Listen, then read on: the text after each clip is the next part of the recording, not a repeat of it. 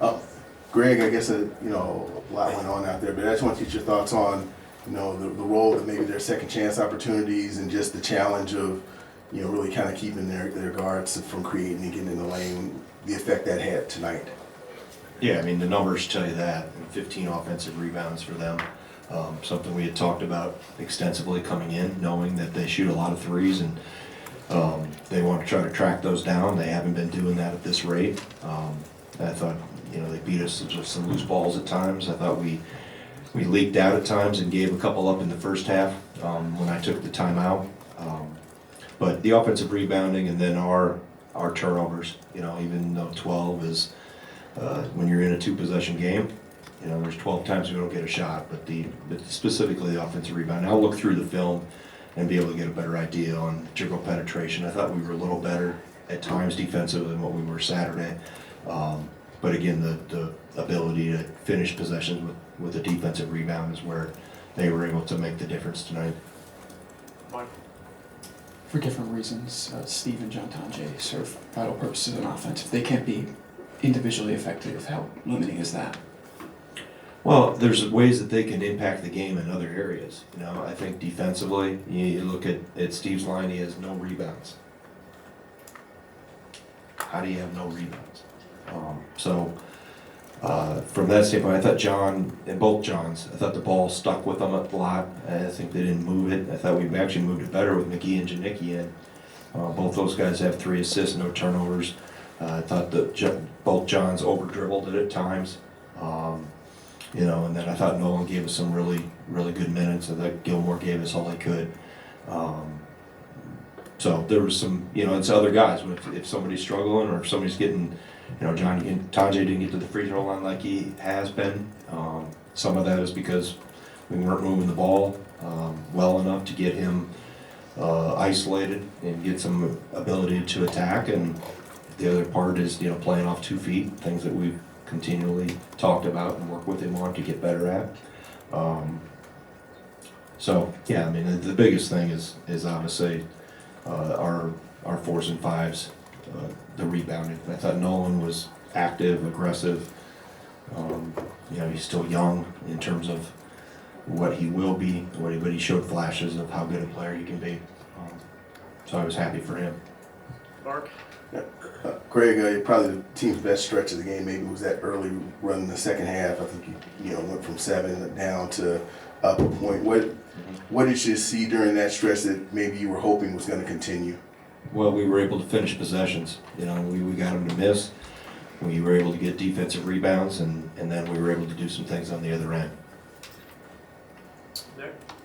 Greg, you mentioned Nolan. Just how was that kind of exemplify someone playing through physicality, finishing through contact tonight? Yeah, I mean, he's a really good player, and I think just scratching the surface of where he can be. That I like his willingness to go get in the mix. I mean, he plays 28 minutes, 29 minutes, and has 7 rebounds.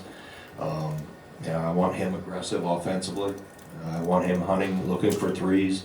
Because I think his potential is, you saw he put it on the floor once in the second half. He's still learning the art of post defense and the art of protecting the paint. But I mean, his production tonight is what we need out of him. In front?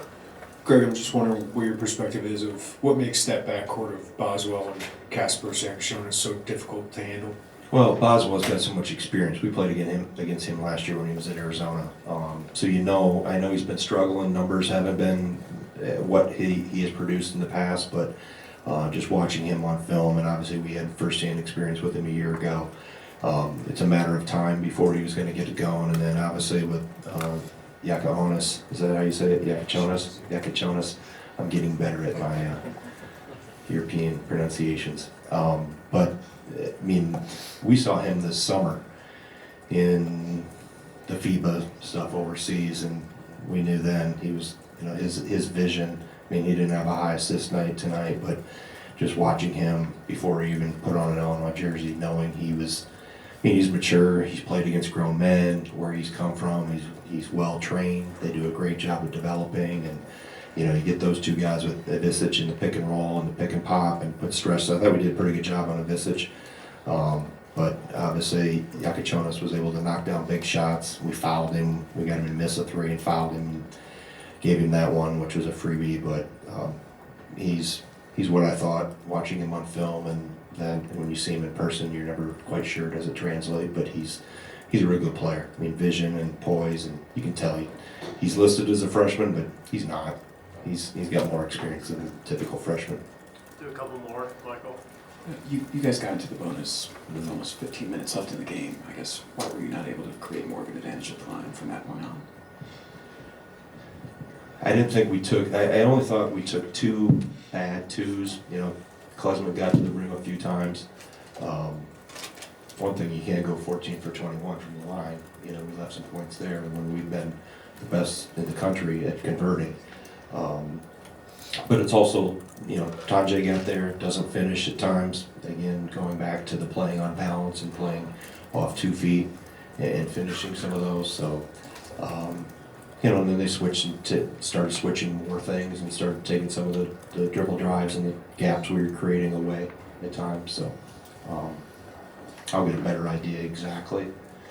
But I thought in terms of shot selection, other than not finishing at the rim, we didn't settle for too many bad ones, you know, in terms of the long twos, the non-rim twos. It's 2 teams trying to do the exact same thing. They're trying to shoot rim 2s and 3s, and so are we. The difference was they were able to get a lot more of their misses than we were. Last question, Ben. Greg, did you learn a little bit more about the depth of your bench tonight, especially in the first half? I mean, you mentioned Carter, but you know, Janicki had some good moments, and Xavier hadn't played a ton, but he had some good run for you Xavier early. did good. So I thought he tweaked his ankle, that's why I pulled him in the second half. He started limping, but says he's fine. But yeah, I told him I got to find more minutes for Janicki. I mean, obviously Gilmore, I think, has given us everything he's got and has really embraced and flourished in the role that he has.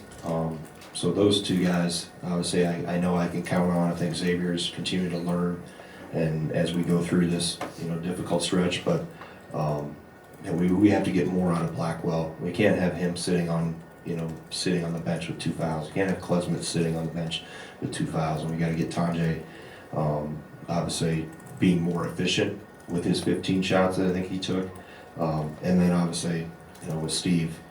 Then I have options. You know, that's the nice part about having a bench. I can lean into the bench a little bit more, which I did tonight, and may have to do even more going forward.